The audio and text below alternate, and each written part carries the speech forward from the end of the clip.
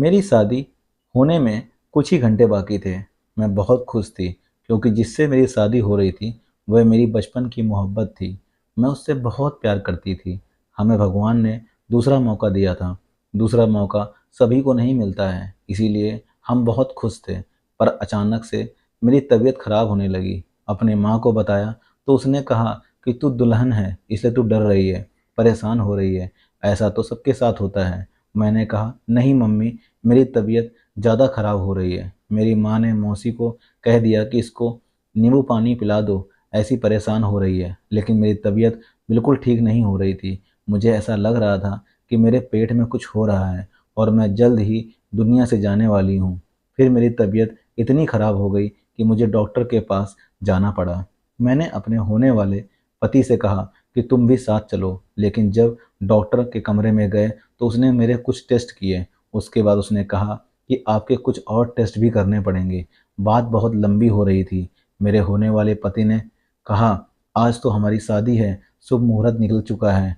तो डॉक्टर ने कहा आप शुभ मुहूर्त को छोड़ें, मुझे तो इनके साथ कोई और ही मामला लग रहा है। पहले मुझे अच्छी तरह से जांच-बीन करने दें, फिर मैं आपको बताता हूँ। शुभ मुहूर्त तो निकल चुका था, लेकिन उसके बाद डॉक्टर ने मेरी माँ और मेरे होने वाले पति को भी कमरे से निकाल दिया और जो कुछ मेरे साथ हुआ वह सिर्फ मुझे बताने की बात की। मैं बहुत डर गई। उसके बाद उसने ऐसी बात बताई कि मैं हैरान रह गई और यह सोचने लगी कि मेरे साथ यह सब कुछ किसने किया, और जब तक मेरे साथ यह सब कुछ हो रहा था मैं कहाँ थी। मुझे पता ही नहीं चला कि मेरे शरीर के अंदर से मेरा सब कुछ। मेरे बाबू एक बहुत ही शकी आदमी थे। उसे औरतों पर हुक्म करने का बहुत शौक था। उसने पहले मेरी माँ का जीना हराम किया और उसके बाद मेरी ज़िंदगी को भी ऐसा बना दिया कि मैं अपनी मर्ज़ी से कुछ भी नहीं कर सकती थी। लेकिन मेरी माँ कहती थी कि जब तक ये ज़िंदा है हमारी ज़िंदगी ठीक नहीं रहेगी। और फिर वही हुआ कि मेरे बाबू ने अपनी मर्ज़ी से मेरी शादी करवा दी। जिस आदमी से मेरी शादी करवाई वह उनके दोस्त का बेटा नहीं बल्कि उनका दोस्त ही था, और उसकी उम्र मेरी बाप की जितनी थी। बहुत अजीब तरह का इंसान था, शक्ल से भी अजीब और हरकतों से भी। और यहाँ तक कि पहले उसकी एक पत्नी भी थी जो अब इस दुनिया में नहीं थी। मेरी माँ इस बात पर बोलना चाहती थी, लेकिन अभी तक मेरी माँ की घर में कौन सी बात चलती थी जो अब यह बात चल जाती। उन्होंने कहा कि इस आदमी की तो पहले शादी हो चुकी है। तो मेरे बापू ने कहा कि वह कौन सी जिंदा है, मर गई है ना, और इतना अमीर आदमी है, हमारी बेटी से घर में बहुत खुश रहेगी। बस मेरे बाबा ने मेरी शादी तय कर दी। मेरी माँ ने कहा कि मैं कुछ नहीं कर सकती, तू प्रार्थना कर कि तेरी ज़िंदगी अच्छी हो या फिर तेरा बापू जल्द ही इस दुनिया से चला जाए, तो मैं इस आदमी से तुझे तलाक करवा दूंगी। मैंने अपनी माँ को कहा कि क्यों मेरे बापू को दुनिया से भेजती हो, मेरे पति से मरने की दुआ करो। फिर भी पता नहीं मेरे बाप को कब इस दुनिया से जाना था। मेरी ज़िंदगी तो हराम हो रही थी। यह तो मेरे बापू से भी ज़्यादा हुक्म चला रहा था। इस घर में बहुत ज़्यादा पाबंदियां लगा रखी थी और यह मुझे रोज़ अजीब तरह की गोलियां भी खिलाता रहता था। जब मैं पूछती थी तो कहता कि तुम्हें इससे कोई मतलब नहीं होना चाहिए, मेरी बात मानो, तुम मेरी पत्नी हो, मेरी बात मानना तुम्हारा धर्म है, ज़्यादा सवाल मत करो। लेकिन आजकल कौन से ज़माने रह गए थे ऐसे सर झुका के बात करने के। और जब मैं बीमार ही नहीं होती तो यह मुझे किस चीज़ की गोली खिलाता था। फिर एक दिन इस घर में एक औरत आई जो इसकी रिश्तेदार थी और डॉक्टर भी थी। मैंने बात बात में उससे पूछ लिया कि मेरा पति मुझे गोली खिलाता है और वह गोली किस चीज़ की है। उसने कहा कि अरे, तुम्हें परेशान होने की ज़रूरत नहीं है, मुझे पता है अपने रिश्तेदार को, मुझे पता है यह ऐसा ही है, लेकिन वह गोली तो तुम दोनों की ज़िंदगी को बेहतर बनाने के लिए है। उसकी तरफ से परेशान होने की ज़रूरत नहीं है। उसने यह बात बड़े नॉर्मल तरीके से कही थी, लेकिन यह बात भी तो कोई अच्छी बात नहीं थी। पर चलो, मैं इस बात पर थोड़ी सी रिलैक्स हो गई थी कि किसी और चीज़ की गोली तो नहीं है। वैसे ही इस आदमी के दिमाग में बहुत फालतू बातें भरी हुई थीं। पता नहीं क्या सोचता रहता था। इस घर में मेरी ज़िंदगी बिल्कुल भी अच्छी नहीं थी। मुझ पर बहुत पाबंदियाँ लगाई गई थीं और मुझे इतनी मुश्किल ज़िंदगी में डाला हुआ था कि मैं अपनी मर्ज़ी से कुछ नहीं कर पाती थी। सभी लोग समझते थे कि शायद मैं बहुत खुश हूँ और मुझे किसी चीज़ की कमी नहीं है, लेकिन ऐसा नहीं था। एक और बात बहुत अजीब थी कि मेरा यह पति, जिसका नाम शिव प्रसाद था, कभी-कभी फ़ोन पर किसी से बात करता था और जब भी उससे बात करता, मुझे कमरे से बाहर निकाल देता और अगर मैं पास आकर बैठ जाती, तो खुद उठकर बाहर चला जाता। मुझे नहीं पता था कि यह किससे बात करता है। पहले मुझे ऐसा लगा कि जैसे कोई लड़की है, लेकिन लड़की नहीं थी, शायद कोई आदमी था। लेकिन अगर आदमी था, तो फिर इस तरह से चुप-चुप के बात करने की क्या ज़रूरत थी? उसकी बातें बहुत अजीब होती थीं। मैं कहता था कि मैं जिसका चाहूँ अपने सामने सर झुका सकता हूँ। किसी में भी इतनी हिम्मत नहीं जो वह मेरे सामने बोले, मैं बड़ा पक्का खिलाड़ी हूँ। मेरी माँ मुझे समझाती थी और कहती थी कि यह आदमी तुझसे बहुत ज़्यादा बड़ा है, यह ज़्यादा जिंदा नहीं रहेगा, तो फिक्र मत कर, यह इस दुनिया से चला जाएगा। लेकिन जब से मेरी उससे शादी हुई थी, वह ठीक ही था। बीमार होने की बजाय जवान हो रहा था। खुद कह रहा था कि जवान लड़की से शादी की है तो जवान हो रहा हूँ। उसको तो कोई ऐसी बड़ी बीमारी भी नहीं थी। मैं किसी को फ़ोन करके बता रहा था कि मैं बड़ा खुश हूँ, मेरी पत्नी बहुत अच्छी है, मुझे तो ऐसा लगता है मैं फिर से जवान हो गया हूँ। जब वह इस तरह की बातें करता था, तो मुझे उस पर और भी ज़्यादा गुस्सा आता था। मेरी ज़िंदगी अजीब हो गई थी। एक तरफ मैं अपने पति को मारने की प्रार्थना करती थी और दूसरी तरफ अपने बाबूजी के मरने की। वैसे भी वो कब तक जीते? यह तो कोई ज़िंदगी नहीं थी, ऐसे कौन जीता है? मैं जब तंग आ जाती थी तो अपने घर आ जाती थी, लेकिन यहाँ पर भी बाबूजी की बातें ख़त्म नहीं होती थी। एक दिन बाबूजी किसी यात्रा पर चले गए तो मैंने सुख की सांस ली और अपने पति से कह दिया कि माँ की तबीयत खराब है, इसलिए घर नहीं आ सकती। मेरी माँ ने कहा कि मुझे क्यों बीमार बना रही है, भगवान सजा देगा, मैं सच में बीमार हो जाऊंगी। मैंने कहा कि हो जाओ सारे बीमार, मेरी ज़िंदगी भी तो ऐसी गुजर रही है। मुझे तो अब हर बात पर गुस्सा आता था, लेकिन फिर एक दिन आदित्य आया, जो मेरे कॉलेज का दोस्त था। उसने मुझे रास्ते में देख लिया और बहुत खुश हुआ। उसने कहा कि मुझे तो लगा कि तुमने शादी कर ली होगी, और मैंने कहा कि हाँ, शादी तो कर ली है। उसको बहुत बुरा लगा। उसने कहा कि लेकिन मैं तुम्हारे घर रिश्ता भेजने वाला था, तुम शादी करके बैठी हो। तुमने मेरे साथ क्या किया? तुम्हें दिन याद नहीं जब मैंने तुम्हें कहा था कि तुम मुझे बहुत अच्छी लगती हो? मैंने कहा कि मुझे सब याद है, लेकिन तुम ही गायब हो गए थे, और अगर तुम होते भी तो मेरी शादी इसी आदमी से होनी थी। मैंने उसको सब कुछ बता दिया और यह भी बता दिया कि मैं बहुत तंग हूँ। अब वह भी मेरे साथ मिल गया और उसने कहा कि मैं तुम्हारी मदद करूँगा, तुम्हारा इंतज़ार करूँगा। मेरी माँ ने मुझे कहा था कि इतनी उत्सुकता भी अच्छी नहीं होती है, जो हो रहा है आराम से होने दो, नहीं तो तुझ पर भी कोई आपत्ति आ सकती है। मैंने कहा कि अब इससे बड़ी आपत्ति क्या होगी? शक्ल देखिए मेरे पति की, ऐसा लगता है कि मेरा बाप नहीं मेरा दादा है। अब मेरी माँ हंसने लगी और मैंने कहा कि आप हंस रही हो तो? उसने कहा कि तुम फिर नहीं कर, मैं तुझे कहा वह तुझसे पहले ही इस दुनिया से चला जाएगा। मैंने कहा कि यह तो बच्चों वाली बातें हैं, कभी कभी जवान लोग पहले मर जाते हैं और बूढ़े लोगों जिंदा रहते हैं, लेकिन मेरे पति को अचानक क्या हुआ है, यह मुझे समझ नहीं आया। उसने मुझे कहा कि हम लोग हिमाचल चलते हैं, बहुत अच्छी जगह है, वहाँ पर 1-2 महीने गुजारेंगे। मैं नहीं जाना चाहती थी, पर मैं इनकार कैसे करती। मेरी माँ ने कहा कि जाना पड़ेगा। मैंने कहा कि हिमाचल जाना तो मेरा सपना था, लेकिन इस बुड्ढे के साथ जाने का मेरा शौक नहीं था, और वह मुझे अपने साथ लेकर क्यों गया, इस बात पर मैं अभी तक हैरान हूँ कि 2 महीने कैसे गुजर गए, पता ही नहीं चला। मुझे कोई भी पूछता कि वहाँ जाकर क्या किया, कैसे वक्त गुजारा, तो मुझे कुछ पता ही नहीं होता था। ऐसा लगता था कि मैंने सारा वक्त सोकर गुजार दिया था। मुझे इतनी नींद आती थी कि मैं सुबह 12 बजे उठती थी और 8 बजे फिर सो जाती थी, और बीच में सिर्फ खाना खाती थी और या फिर अपने पति के साथ थोड़ा समय बिता लेती थी। पता नहीं ये कैसा टूर था। मुझे तो ऐसा लगा कि जैसे वक्त बहुत जल्दी गुजर गया। मैं वापस आ गई। पीछे आदित्य मेरे लिए बेचैन हो रहा था, क्योंकि वह मुझसे बात करना चाहता था। मैंने भी उसको अपना नंबर दे दिया और कहा कि हाँ, रोज़ बात किया करूँगी, बिल्कुल पहले की तरह। और इस तरह बात करने से हमारा प्यार बहुत ज़्यादा बढ़ने लगा और हम लोगों ने तय कर लिया कि बाकी की सारी ज़िंदगी एक दूसरे के साथ गुजारनी है।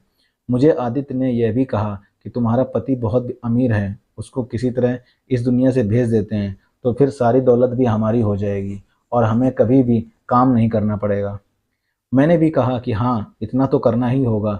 मैं बुरी इंसान नहीं थी, मेरे भी कुछ सपने थे जिनको मेरे बाबूजी ने कभी पूरा नहीं होने दिया। तो सोचा कि शादी के बाद अपने पति के साथ उन सपनों को पूरा कर लेंगे, लेकिन उन्होंने मेरे लिए पति भी अपने जैसा ही तलाश किया। तो यह उनकी गलती थी, मेरी नहीं। लेकिन मेरे बाबूजी ने मेरे साथ बुरा किया, इसलिए मैं भी ऐसा ही करूँगी। मुझे किसी की कोई फ़िक्र नहीं है। मैंने अपनी माँ को भी नहीं बताया कि मैं आदित्य के साथ ही प्लान बना लिया था, और अपनी माँ को इस प्लान से कब से निकाल दिया था, क्योंकि वह कुछ नहीं कर सकती थी। अगर उसके अंदर इतना दम होता तो वह ये सब कुछ होने ही नहीं देती। लेकिन उसने तो मुझे बाबूजी के नितने तक से भी नहीं बचाया। तो अब वह क्या चाहती थी? वह मौका पड़ने पर मेरा साथ नहीं दे सकती थी, क्योंकि वह बाबूजी से बहुत ज़्यादा डरती थी। मैं अपने घर में थी जब मेरे बाबूजी ने मुझे कमरे में बुलाया और कहा कि मुझे एक ज़रूरी बात करनी है। उन्होंने कहा कि तुम शिव प्रसाद के साथ ठीक व्यवहार नहीं रखती हो। मुझे पता चला है कि तुम घर पर नहीं बैठती हो, लेकिन यहाँ बैठी रहती हो। देखो, मेरी बात गौर से सुनो। तुम्हारी माँ अपना घर बनाकर बैठी है और उसने सारी ज़िंदगी मेरी बात मानी है। अगर अब वह तुम्हें यह कहती है कि अपने पति की बात नहीं मानोगी, तो वह तुम्हारी सबसे बड़ी दुश्मन है। इसलिए उसकी बातें नहीं सुना करो। वह एक बेवकूफ़ औरत है। वह तुम्हारे लिए कुछ नहीं कर सकती। मैंने तुम्हारी शादी एक अमीर आदमी से करवाई है, और तुम्हें इस बात के लिए मेरा धन्यवाद ज़रूर करोगी। पैसे से ज़्यादा कुछ भी नहीं ज़रूरी है। तुम्हें पता चलेगा कि वक्त आता है जब इंसान को यह बात पता चल जाती है कि पैसा ही सब कुछ है। इसलिए जो फैसला मैंने तुम्हारे लिए किया वह बिल्कुल सही था। अब तुम इस तरह की हरकत नहीं करोगी। बाबूजी ने तो मुझे बहुत सारी बातें बता दी। मैं तो उनकी एक बात सुनने से भी डरती थी। मेरी शिकायत शिव प्रसाद ने लगाई थी। मैं आजकल अपने घर ज़्यादा आती थी। मैं अपने घर इसलिए आती थी क्योंकि यहाँ पर मैं आदित्य से भी मिल सकती थी और बात भी कर सकती थी। और अपने घर में मुझे डर लगा रहता था। जहाँ पर आप कोई गलत काम करते हैं तो फिर आपको इस तरह की बातों के लिए भी तैयार रहना पड़ता है। इसलिए मैंने अपने बाबूजी की बातें चुपचाप सुन ली और कह दिया कि ठीक है, आपको दोबारा शिकायत का मौका नहीं दूंगी। मैं घर आ गई। शिव प्रसाद के साथ अब मुझे एक पल भी नहीं गुजारा जा रहा था। मुझे उस पर बहुत गुस्सा आता था। आदित्य ने कहा कि कुछ करो, कोई प्लान बनाओ, उसको मेरी ज़िंदगी से निकालो। उसने कहा कि बूढ़ा आदमी है, सो कुछ भी हो जाए तो लोग यही कहेंगे कि बूढ़ा आदमी है, बीमारी की वजह से इस दुनिया से चला गया होगा। तुम फिक्र मत करो, मुझे बताओ, मैं तुम्हें जहर लेकर दे दूंगा। तुम इसको खिला देना और ये दुनिया से चला जाएगा। जहर ऐसा होगा, किसी को पता नहीं चलेगा कि इसको जहर दिया गया है। आजकल मार्केट में बड़ी बड़ी चीज़ें आ गई हैं, देख लेना, एक पल में सब कुछ ठीक हो जाएगा। मैंने कहा कि मुझे बहुत डर लगता है। उसने कहा, तुम्हें डरने की ज़रूरत नहीं है। मैं तुम्हारे घर के सामने जो होटल है वहाँ पर कमरा ले लेता हूँ। मैं तुम्हारी मदद के लिए आ जाऊँगा। हम लोग मिलकर प्लान बना लिया और अपनी माँ को भी इस बारे में नहीं बताया। मेरी माँ कहती थी कि खुद ही एक दिन मर जाएगा और सब कुछ ठीक हो जाएगा। लेकिन अगर वह 90 साल तक नहीं मरता तो क्या मैं 90 साल तक इंतज़ार करती रहती?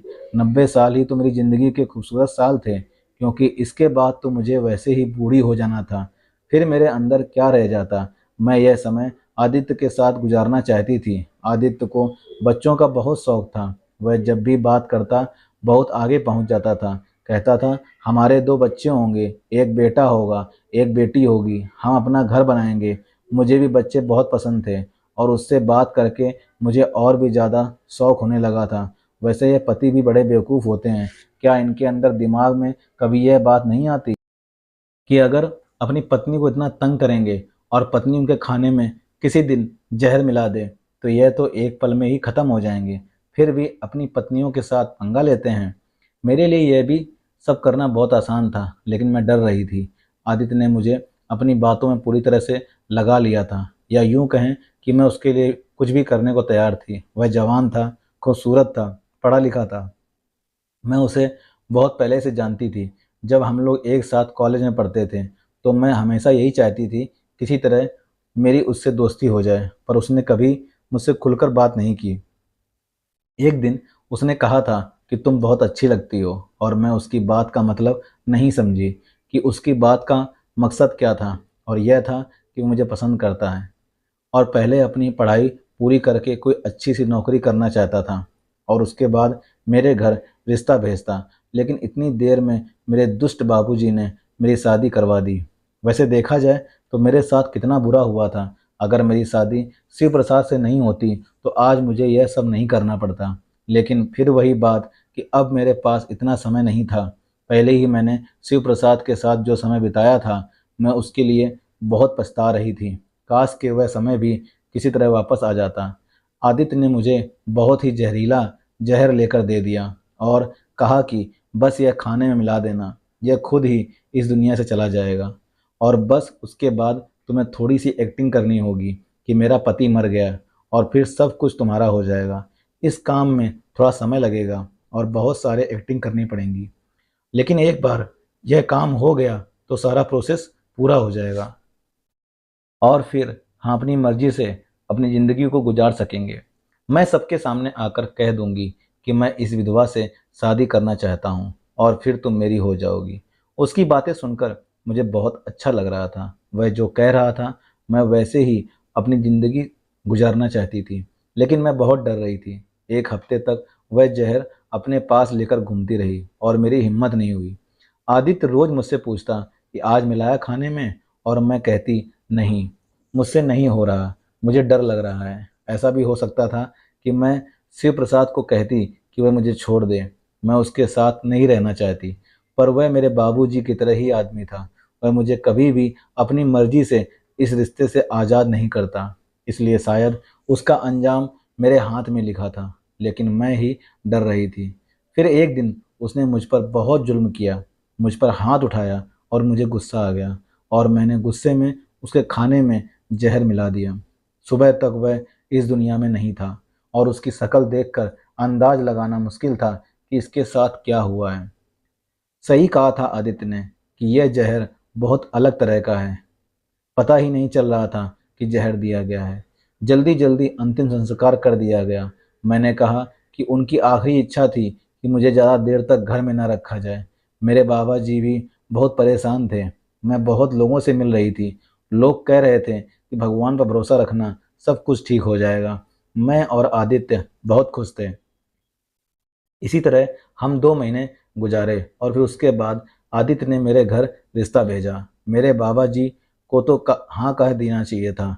हम यह रिश्ता वाला नाटक भी नहीं करते, लेकिन बाबा के सामने यह सब करना था, क्योंकि वह भी बातें कर रहे थे कि पता नहीं कौन लोग हैं, कैसे लोग हैं, लड़का कैसा है। अब मेरी माँ भी बोली और उसने कहा कि वो लड़के को छोड़ो, तुम्हारी बेटी विधवा है और तुम्हें पता है ना इस समाज में विधवा के साथ क्या होता है।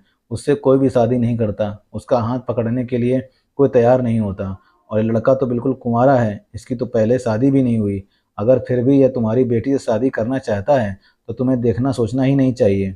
मेरे बाबूजी ने कहा, हाँ कर दिया और हमारी शादी की तारीख पक्की हो गई। अब हमसे ज़्यादा इस पूरी दुनिया में और कोई भी खुश नहीं था। मुझे तो यकीन नहीं हो रहा था कि यह सब कुछ इतनी आसानी से हो गया। मैंने अपनी किस्मत का पासा पलट दिया था। अगर मैं थोड़ी सी हिम्मत नहीं करती तो अब तक ये सबसे निकली नहीं होती और यह सोच रही होती कि वह कब मरेगा, लेकिन वह ना मरता और मेरी ज़िंदगी इसी तरह बर्बाद होती रहती। और अब मेरी आदित्य से शादी होने वाली थी। हमें ढेर सारा प्यार मिलने वाला था। इससे बड़ी बात और क्या हो सकती थी। हम लोग इतना खुश थे कि बता भी नहीं सकते थे। पर नहीं पता था कि अभी तो बहुत बड़ा तूफान आने वाला था। उस तूफान की बिना पर जब मेरे बाबा ने मुझसे पूछा कि तुम ठीक हो, तो मैंने कहा कि जी ठीक हूँ। उन्होंने कहा कि शिव प्रसाद ने तुम्हारे साथ कुछ किया तो नहीं। मैं उनको क्या बताती कि क्या कुछ किया है। मैंने बस इतना कह दिया कि ठीक हूँ। मेरे बाबूजी शिव प्रसाद को बहुत अच्छी तरह जानते थे। पता नहीं उन्होंने मुझसे यह सवाल अब क्यों पूछा, जब वह दुनिया से चला गया।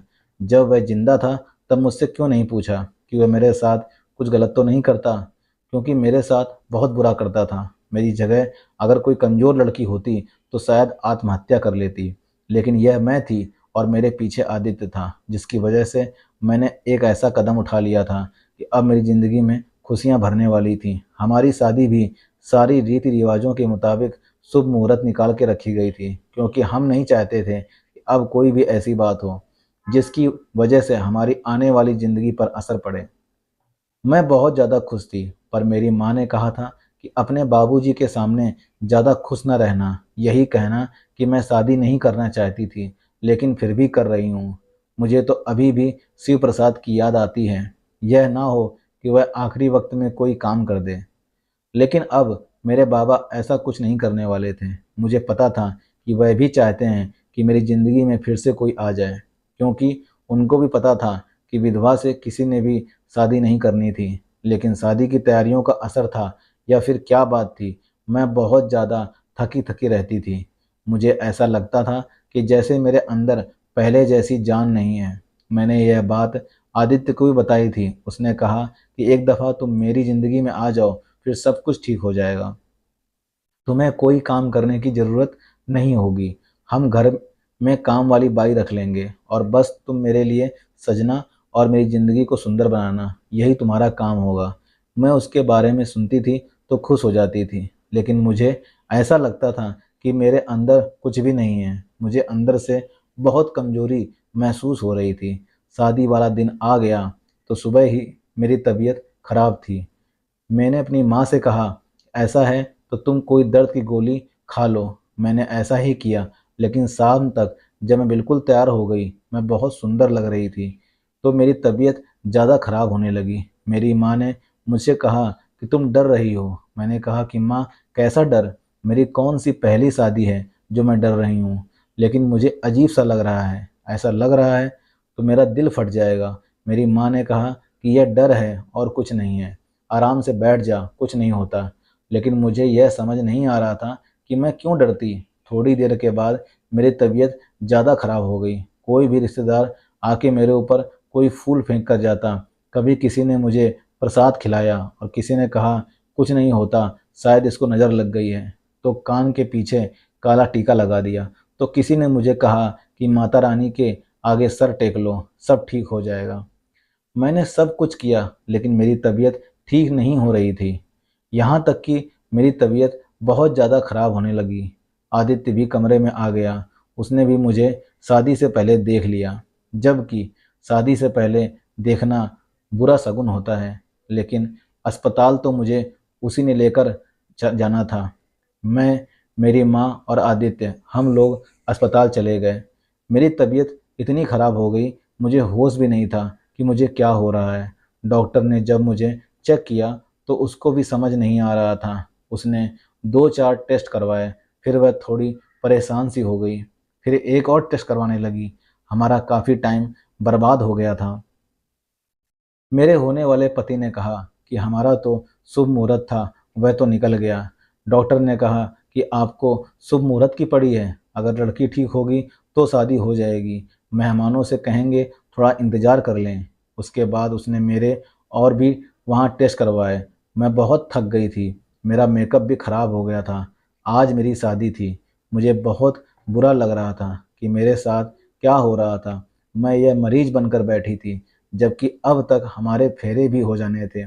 फिर सोचा कि अब तबीयत खराब है तो क्या किया जाए। अपने आप को पूरी तरह से संभालने की कोशिश करी थी, लेकिन संभाल नहीं पा रही थी। फिर जब डॉक्टर के हाथ में फाइनल रिपोर्ट आई तो उसने कहा कि मुझसे अकेले में बात करनी है। मेरे होने वाले पति आदित्य मेरी माँ को कमरे से बाहर निकाल दिया।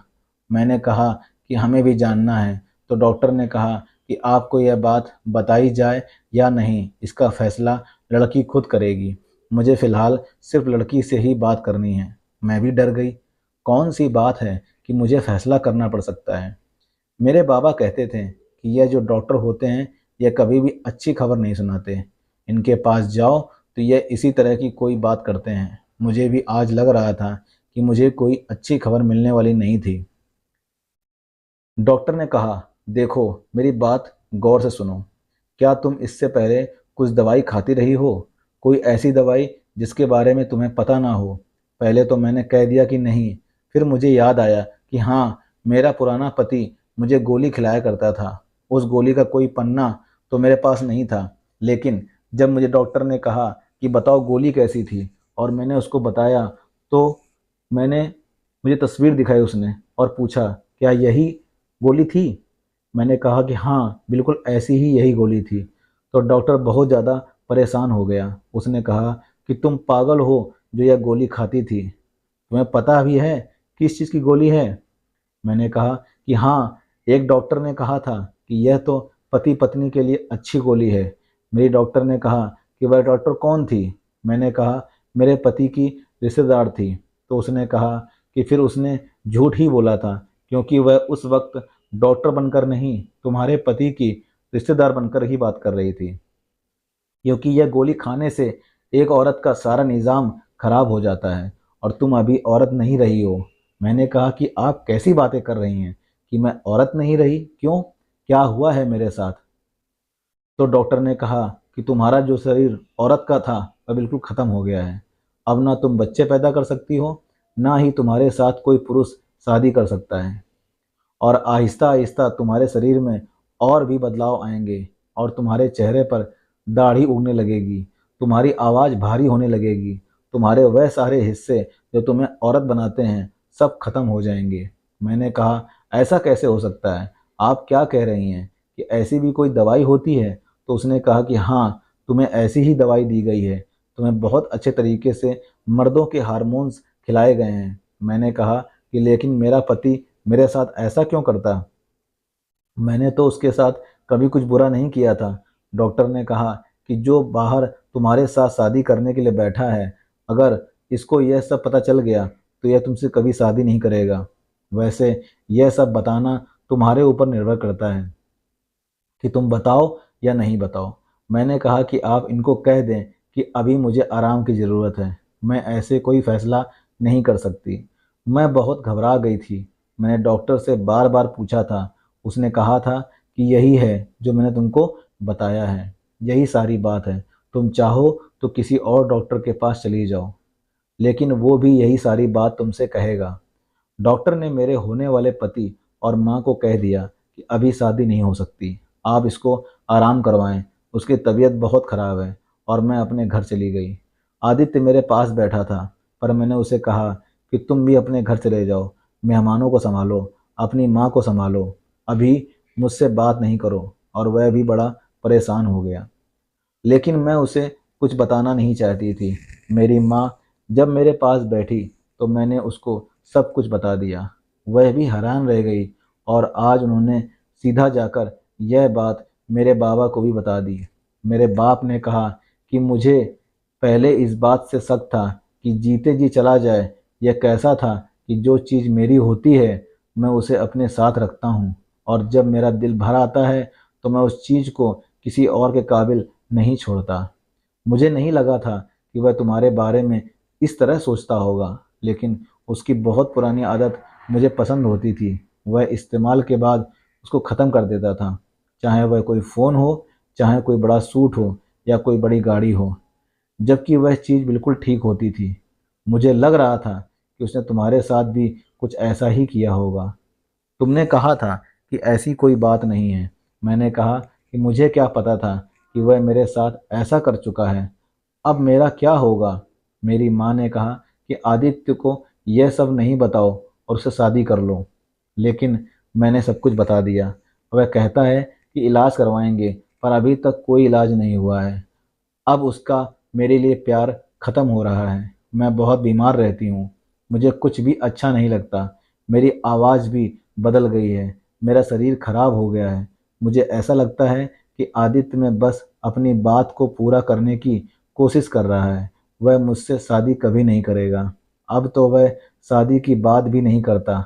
लेकिन यहाँ पर मेरा आपसे सवाल है, मैंने अपने बूढ़े पति के साथ ऐसा क्यों किया था जो मुझे उसको इस दुनिया से भेजने की सज़ा मिली? लेकिन उस वक्त तो मैं उसके साथ ठीक थी, फिर भी वह मेरे साथ यह सब कुछ करता रहा कि मुझे अपनी ज़िंदगी में भी रखा और मेरी ज़िंदगी को बर्बाद भी करता रहा। अब मैं पता नहीं कब मर जाऊंगी, मेरी ज़िंदगी का कोई भरोसा नहीं। उसने भरी जवानी में ही मेरे साथ यह सब कुछ कर दिया। आप लोग बताएंगे, क्या किसी औरत के साथ इस तरह करना चाहिए? जो मैंने किया वह गलत था, लेकिन वह तो पहले से ही मुझसे दुश्मनी निकाल रहा था। मुझे तो नहीं पता कि मैं उसके लिए बुरी थी, फिर भी वह मेरे साथ यह सब कुछ किया कि मुझे अपनी ही ज़िंदगी में भी रखा और मेरी ज़िंदगी को बर्बाद भी किया। अब मुझे पता नहीं मैं कब मर जाऊंगी। दोस्तों, यह थी हमारी आज की कहानी। उम्मीद करते हैं आपको पसंद आई होगी। आपका क्या कहना है इस कहानी के बारे में? कमेंट बॉक्स में कमेंट करके हमको ज़रूर बताइएगा। वीडियो को लाइक करके चैनल को सब्सक्राइब ज़रूर कर लीजिएगा। साथ में घंटी को दबाकर ऑल पर सेट कर लीजिए ताकि हमारी आने वाली सारी की सारी कहानियाँ सबसे पहले हमारे चैनल की कहानियाँ सबसे पहले आपको मिलें। दोस्तों, कहानी कैसी लगी कमेंट पक्का कीजिएगा और प्लीज़ प्लीज़ प्लीज़ सब्सक्राइब कर लीजिएगा। मिलते हैं इसी तरह की सच्ची और अच्छी कहानी में। तब तक के लिए दोस्तों, जय हिंद, जय भारत। खुश रहिए दोस्तों, आबाद रहिए।